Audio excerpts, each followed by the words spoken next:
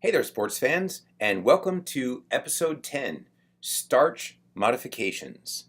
So, what I want to talk about, first of all, is what we discussed last time, which was the idea that starch is a really big set of molecules, two molecules specifically, one that is just alpha 1,4 linked, the other that is both alpha 1,4 and alpha 1,6 linked. Of course, I'm talking about amylose and amylopectin, respectively. Uh, we said that starch is designed really for stable storage of energy by plants. So it's designed to be non-reactive. Starch is stored in granules, which are glassy and crystalline alternating structures. These are highly, highly stable structures, excluding water. And when we make starch undergo the process of gelatinization by introducing water and heat, we start this viscosity roller coaster where the viscosity first goes up as the starch granules swell, and then once the starch granules break and things start spilling out of them, the viscosity goes back down. That's what happens while we're heating. When we cool this material, this mixture of water and materials that are floating around in water, in addition to whatever remains of those starch granules, then what happens is materials start associating with one another, and we can get an increase in the viscosity all over again, especially if we're making a gel. We get a dramatic increase in that viscosity. We also gave the example at the end of class of instant and homemade pudding. And so I'll let you be the judge of which looked more appetizing, but we'll talk a little bit more about that today. Now, we are on this scale looking at things like the starch granule. So that is that's getting close to visible in terms of size. Amylopectin, while huge relative to glucose, is in the nanoscale. So just to remind you of what scale we're on.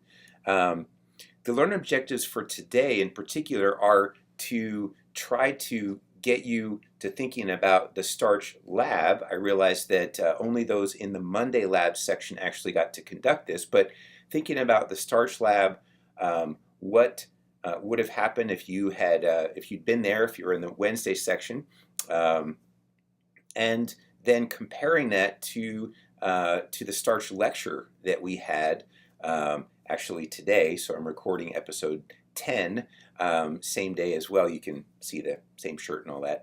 All right. Anyway, so we want to compare those lecture and labs to give you an idea of how these things all fit together. We want to talk about common starch modifications. So we sort of ended the class talking about the idea of instant pudding, why it's instant, the fact that we've sort of done some homework and pre-gelatinized this material and then dried it back down. That's what makes it instant relative to the old school pudding, which we had to really start from scratch and heat this thing for a significant period of time to get this pudding made. So we'll give you some examples of that, and then we'll talk about the idea of DE, the concept of dextrose equivalents. That's what DE stands for, and how that you can either break down a really big starch molecule in smaller parts, or you can take glucose and build it up. So you can get whatever size of glucose polymer that you wish for whatever functionality that you want to achieve. Okay, in the lab, so these were the instructions for the lab, and the idea was that there were several different types of starch gels, or excuse me, starch powders, not gels, and they included mellow gel, purity, flow gel, so different trade names for these things, but the idea is that these are different types of modified starch. The idea then is that the data will be taken and shared on an online spreadsheet. Again, this is going to be the shared data across all labs.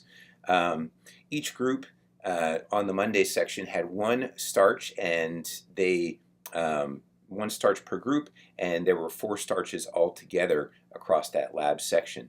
Those starches were heated first to from 0 to 40 to 60 to 80 to 90 and to boiling, so you could get a comparison across all those different starches, the unheated one versus the one heated to just to 40 to 60 to 80, etc., up into boiling, to see what happens to different types of modified starches when you give different heat treatments over time.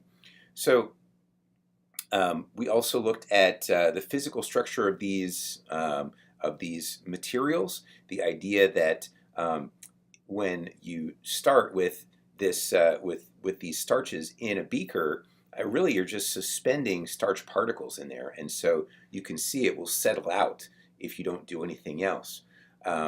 Once that material is heated and the starch starts interacting with water to a greater degree, then you can see that that you'll get what we call a greater volume, a greater phase volume in your beaker. So more of that beaker is being taken up by a combination of water and starch interacting. So instead of a suspension of materials, we have a hydrocolloid type of a system.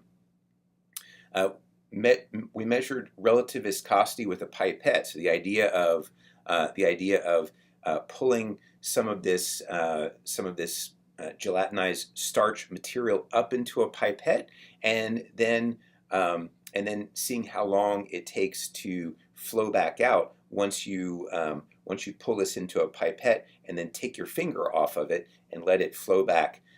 So if it's very thin, it takes very little time. If it's very thick, it will just stay there.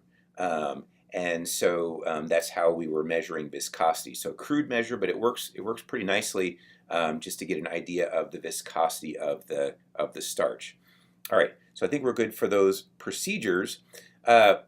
We were in the pre-lab, we were comparing the idea of different types of starch. Now, in lab, you were talking about modified starches, but whether you're talking about modified or native, the starch that you would find in a naturally occurring plant, these all can go through this process of gelatinization and retrogradation. And just to briefly review, as you're heating, you gelatinize.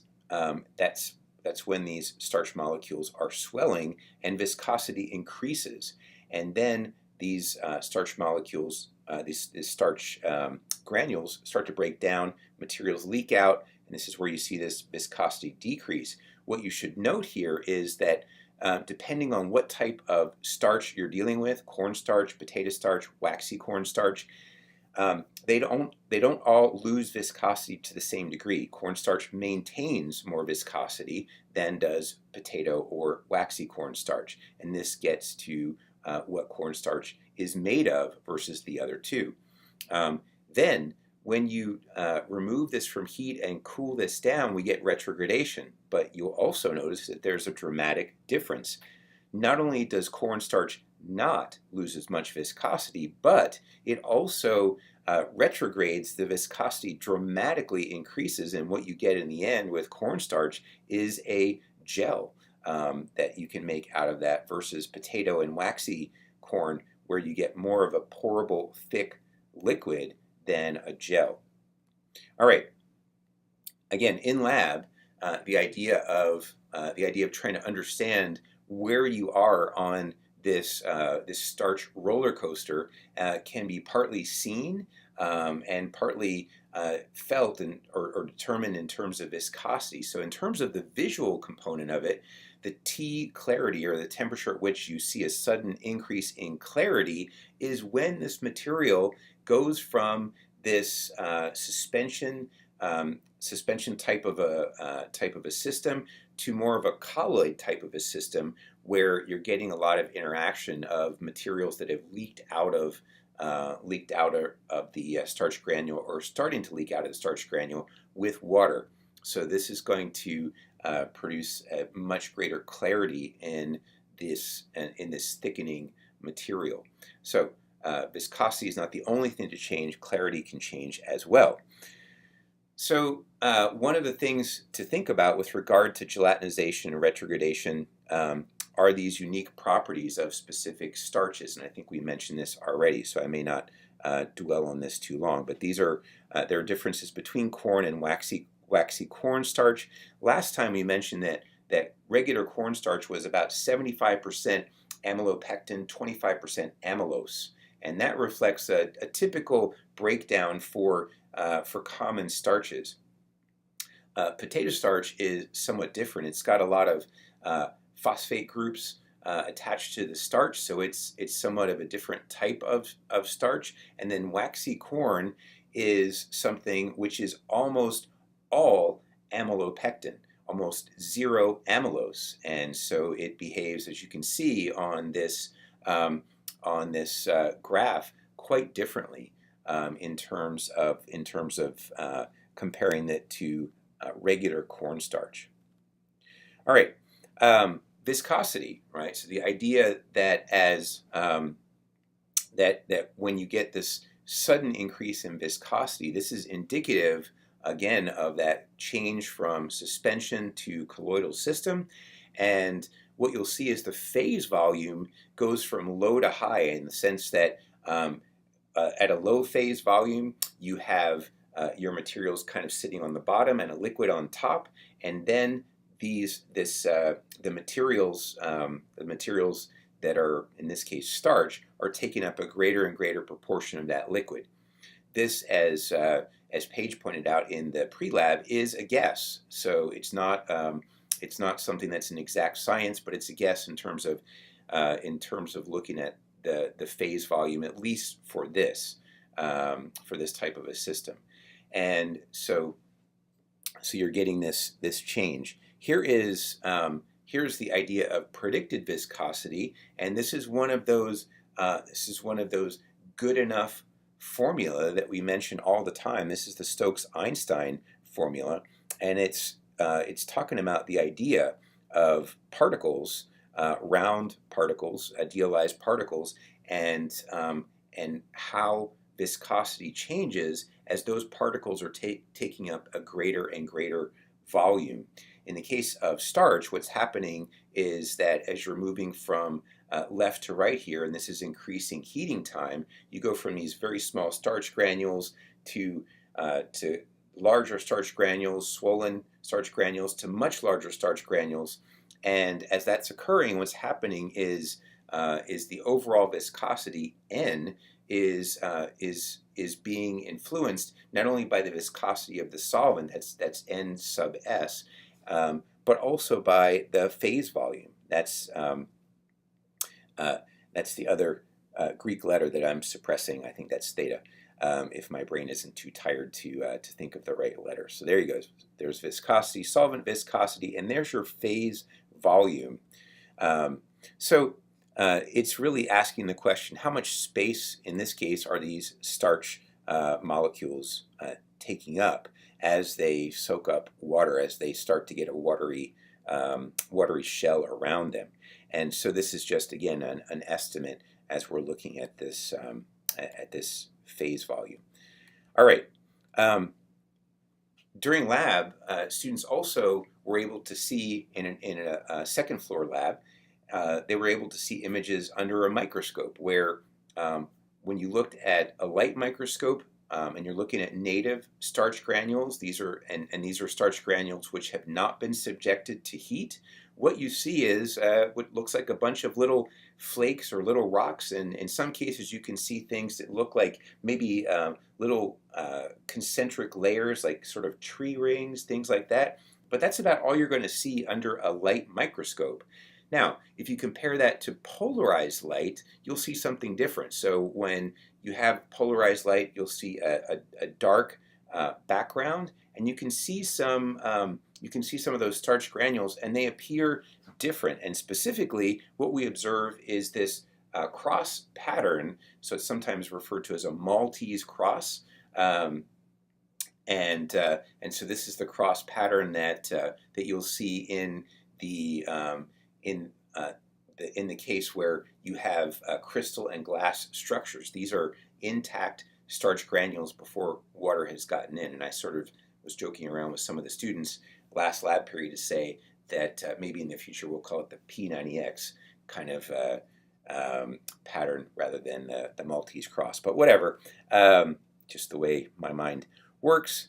Now, we got a question about the formation of gels in class. So we were talking about what's the difference between a gel and, say, just a thickened liquid. So I want to talk about that just a moment. When we heat starch granules and amylose, this straight chain or fairly linear molecule is leached out of that starch granule. What can happen is those molecules can start forming helices, much like phone cords, as I like to use that illustration quite a bit, and they can start quote unquote braiding themselves together, making hydrogen bonds, and they will start forming structures. Those structures can trap water, and a gel, part of the definition of a gel is a flexible set of structures, polymer structures, which are capable of trapping water or some other liquid. And so this is as you can see, this structure where you can trap water or some other liquid inside of this flexible polymer structure.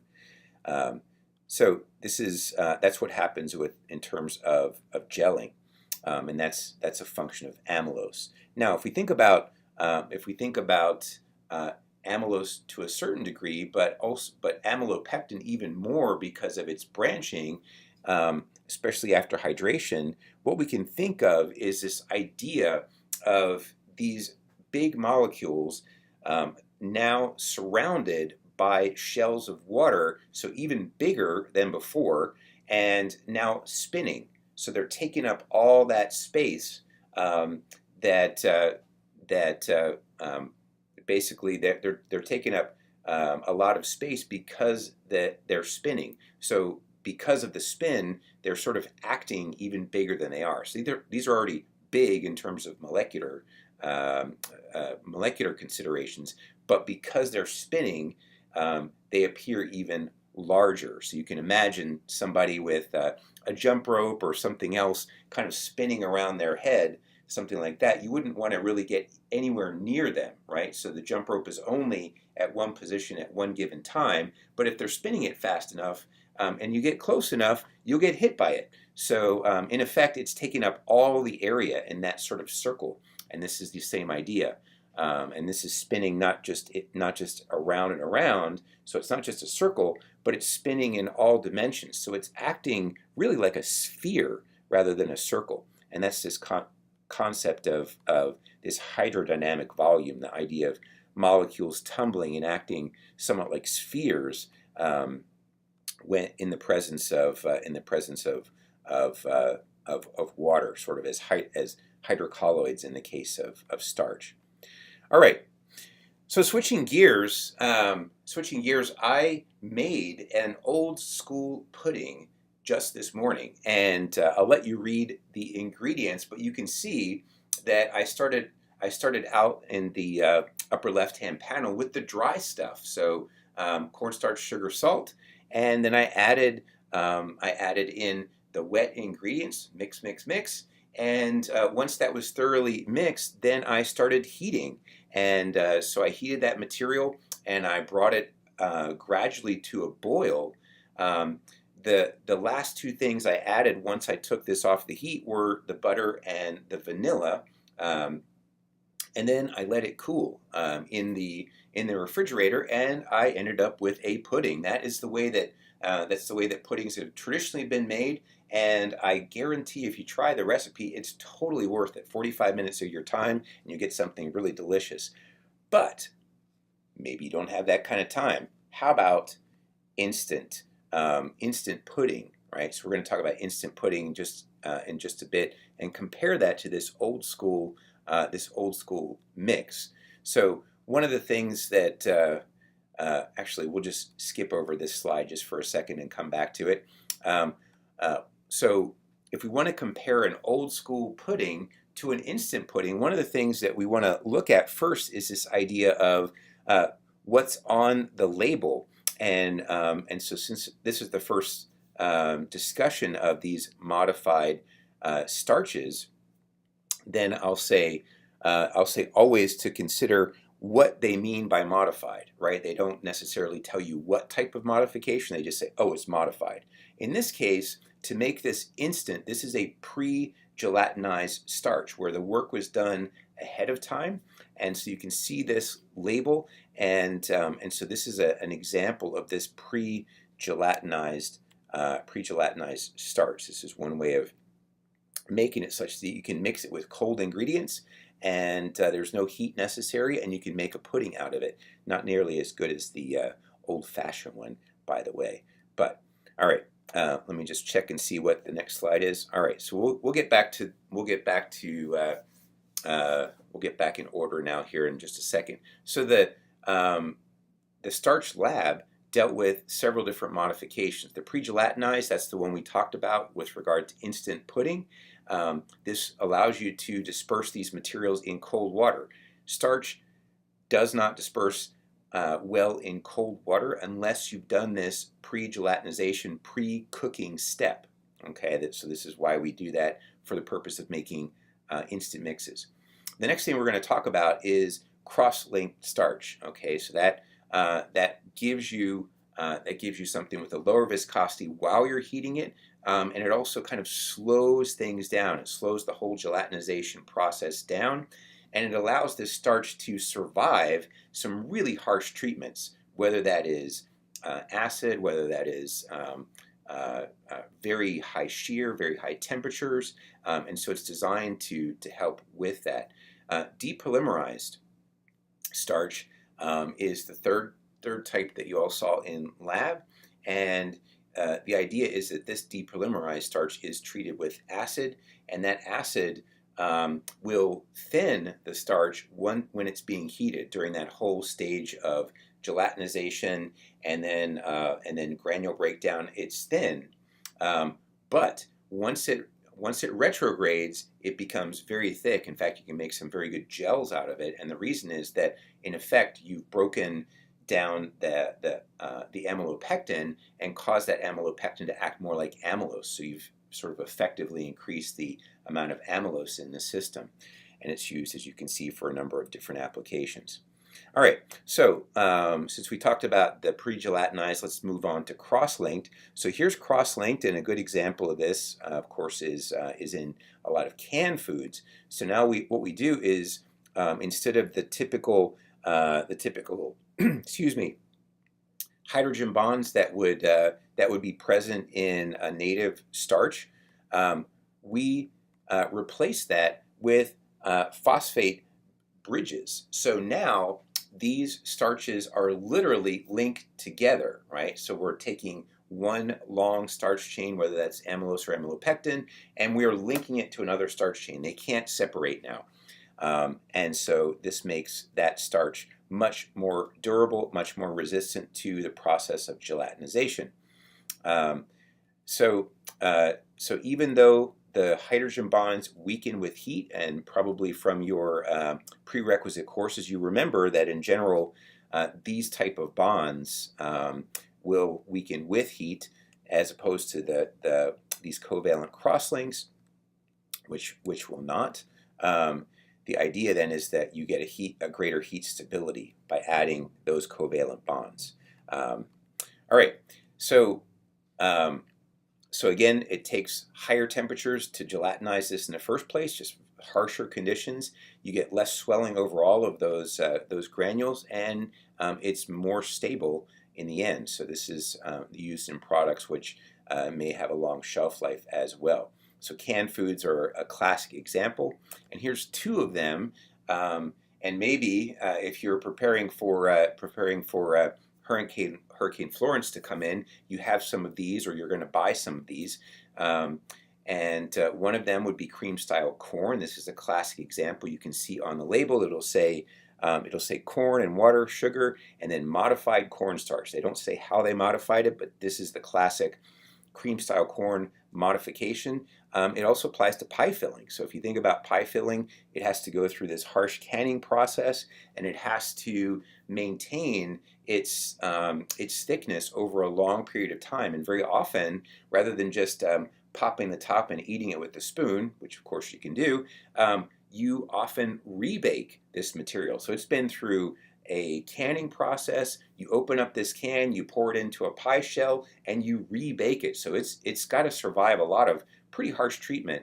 And you can see again that this label for the strawberry pie filling indicates that it contains modified starch in addition to some other ingredients, including, thankfully, strawberries. All right. One other modification, and this is depolymerized starch. So the idea of taking amylose, which is number 1, and amylopectin, which is number 2, and doing a hydrolysis, often with something like hydrochloric acid, something like that, you can break a number of these bonds. You can loosen up the starch granule, and then more amylose is released. Okay, you can get a gel, and this is good for chewy candies. So one of the classic examples of this is Dots candy. So this is a candy which is produced with this particular modified starch, and you get this nice gel type of a consistency. You'll notice on the label here there is a mix of corn syrup, sugar, and then third ingredient is your food starch modified. So this is that particular type of modification, this depolymerized type of starch, to get a nice gelling effect. And here's just an example of how that works. So A would represent a native starch granule, so you can see the amylose and the amylopectin hanging out there in their glassy and crystalline state. We do a hydrolysis, and that will degrade the integrity of this starch granule, such that we're able to release more of the amylose, and then the other part in the upper right hand is the idea that once that amylose is released, you can start binding these swollen starch granules together with amylose. You can start trapping water with amylose, and all these things together are able to form a nice gel. So another type of modification. So I do want you to notice, again, before exam 1, this idea of combinations of sugars and starches across multiple recipes, and think, why are they using these combinations of sugars and starches, and in some cases modified starches? So think about this. Look in Phenema. Consider this across the labs we've done, and if you have questions about it, please post them to the Moodle forum. All right. So maybe you don't have the starch that you want, right? Maybe you want a specific size of glucose polymer. As we mentioned, starches are enormous, and so maybe you want a specific size. So one way to do this is by taking the existing starch, and you can treat it with acid and enzymes together, or singly. And what you can do is you can take that starch and produce words that you've probably heard of, ingredients you've probably heard of, maltodextrin and corn syrups. So maltodextrins can have many glucose molecules, not nearly as many as starch, but they can have many, maybe up to 100, something like that. Corn syrups can be all the way down to trisaccharides, just 3 glucose molecules joined together. So they can be pretty small in terms of what we would refer to as a polymer, right? They're just a trimer rather than this enormous starch molecule that they started from. So we can get there with acid and enzymatic hydrolysis. before we leave that, just realize that again, what these acids and enzymes are doing is introducing water between these bonds, and that can split those apart. So again, this is what water is doing in one of the cases that we're interested in. Glucose, also known as dextrose, so same thing. Glucose, you can take that single sugar, that monosaccharide, and you can polymerize it. So you can go the other direction. You can start from single monosaccharide sugars, and you can start polymerizing them, linking them, and you can link them in ways which could be digestible, right? The 1,4 type of bonding, or you can link them in ways that are not digestible, or the beta bonding. We haven't got to fiber yet, we will, but you can link them in different ways to get different degrees of digestibility, okay? So when we get to fiber, we'll talk about this gray area known as resistant starch, and this is intermediate in terms of digestibility, but you can basically either deconstruct starch to get to much smaller molecules, and that gives you maltodextrin and corn syrups. You can start with glucose, and you can increase. You can create polymers, and that can result in what we call polydextrose. You can either make that digestible or indigestible, and in general, the mix of these two things results in something with about 1 kilocalorie per gram versus 4, which is typical for natural glucose polymers. All right. So this idea of dextrose equivalence, which we mentioned at the very beginning in our objectives, the idea of this is it's a way to understand the degree of hydrolysis of these starch polymers. So if you have all glucose, right, all glucose, just a bunch of monosaccharides in a system, then the DE is 100. So that is the idea that all of these molecules are just glucose. Starch, the DE is effectively 0, even though there is a reducing end on one side of starch. The dextrose equivalent, the part of starch that acts like glucose, is so small compared to everything else in that huge molecule. It effectively doesn't play much of a role. So the dextrose equivalent is effectively 0.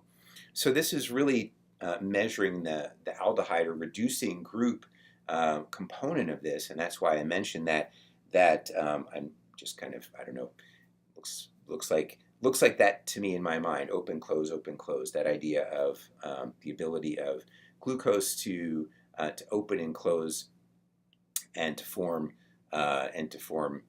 both ring forms and open. That only occurs on one side of a starch molecule. But the idea then is you're measuring this aldehyde or reducing group and looking at it as a percentage of the total. So if you have one aldehyde for every 10, right? So if you have one of these open close type things for every 10 molecules, right? So 10 glucose molecules joined together, and one of them available for reaction by virtue of that aldehyde group, you have a DE of 10. All right. If you break more bonds, right? If you break more bonds, and you have 2 aldehydes per 10, then you have a DE of 20. So when you order corn syrup is often designated by its DE. So when you call, Cargill or whoever you might call to order large amounts of corn syrup for processing, if you say, "I'd like some corn syrup, please," they will say, "What DE would you like? 10, 20? What is the DE that you would prefer for your corn syrup?" Because that will result in different properties based on the availability of that aldehyde group. All right. Polydextrose, we mentioned this one before. So you can see that the bonds, those randomly linked bonds, can be 1, 2, 1, 3, 1, 4, and 1, 6. So 1, 4, and 1, 6, our body recognizes and can digest. 1, 2, and 1, 3, not so much. We can get big molecular weights, so we can get molecular weights greater than 22,000, not anywhere near what we'd see in things like amylose or amylopectin, up in the tens of thousands, hundreds of thousands, millions, but pretty respectable. 22,000 compared to 180 for a single glucose, and so the idea then is that you could calculate how many glucose molecules make up a particular size molecule. So 22,000 molecular weight for polydextrose would be the equivalent of 136 glucose molecules randomly bound together. All right, and this is not sweet, so you should think about why this is not sweet. Like, what is the reason why this material would not have a sweet taste? And of course, it's very similar to the answer that you get for starch, right? Why does starch not have a sweet taste, at least not at first? As you might recall from the demo this morning of putting saltines into your mouth and just letting them sit there. If starch is capable of breaking down to smaller things, it can be sweet, but it's not sweet in this polymeric form. All right. So overall, just to kind of look at starch versus corn syrups, what happens is as we move from starch, where dextrose equivalents can be effectively 0, and start moving into maltodextrins, where we're getting dextrose equivalents of 15, 20, something like that, to corn syrups, where we're getting dextrose equivalents 36 and higher, we get different effects. So browning will increase with dextrose equivalents. Freezing point depression, right? This is those colligative properties. So we are talking not only about how many aldehyde groups are present, but this is also a measure of, this is also a way to look at molecular weight, right? So lower molecular weight compounds, you can get more of them into the same volume, and that influences colligative properties to a greater degree. Solubility increases as we increase dextrose equivalents. We're making, in effect, smaller and smaller, more and more reactive molecules. Sweetness increases, right? So the idea that our tongue recognizes sweet based on the ability of sweet compounds to interact with those TAS 1R1, 1R2, and 1R3 receptors, and so the ability to recognize that requires a small enough size to interact. If those molecules are too big and simply don't interact, we don't register sweet. And then viscosity. So viscosity is increasing as we go down in dextrose equivalents. So this is the one thing that is going against that trend of all those arrows pointing to the right. So viscosity increases as we decrease DE. So starches can make much thicker types of preparations with a very small amount of a relatively small amount of material as a function of weight. So if we're talking about making a weight volume type of a measurements, we can get much thicker systems for a given weight/volume than we can for things like corn syrups. Not that corn syrups can't be thick, but you need a very highly concentrated corn syrup to be thick. For starch, you just need a little starch, and it will thicken. As we saw with the homemade pudding recipe, we put 2 tablespoons of cornstarch into a recipe that contained that contained a lot of other things in much larger volumes, and we got a very thick end result, and that was primarily driven by that cornstarch. So we just need a little bit of starch to thicken things a lot. All right, take-homes for this. So take-homes would include that, that starches are very big. They're two-component glucose polymers. That's amylose and amylopectin. Very different properties for amylose and amylopectin. Amylose, this gelling agent, produces a three-dimensional structure that traps water, and amylopectin thickens but doesn't gel from the perspective that this material will take up a lot of water and hold a lot of water. And when those molecules try to slide past one another, you get resistance or viscosity, but you don't really get that three-dimensional structure that you would in a gel. Modifications provide a range of textures at a range of temperatures. So you can modify starch such that you can get things that will that are instant, that dissolve in cold liquids, right? That doesn't happen without preheating. You can modify the starch so it's cross-linked, and so it doesn't gain as much viscosity as it would normally during the gelatinization part, but it's very durable, right? And then you can depolymerize, and you can get something that doesn't get as thick during gelatinization, but once it cools and you get retrogradation going on, and those amylose molecules that you've released in greater numbers start cross-linking and forming these three-dimensional gel structures, you can get something which is very viscous, right? So these modifications that we discussed, the pre-gelatinization, the cross-linking, and the brain not working, and that's it. Depolymerization, all of those are considered modifications. We can also deconstruct starch, so we can take starch and make maltodextrin out of it, or corn syrup out of starch. So we can deconstruct that, or we can reconstruct glucose. We can take those single glucose molecules and randomly bond them to one another and get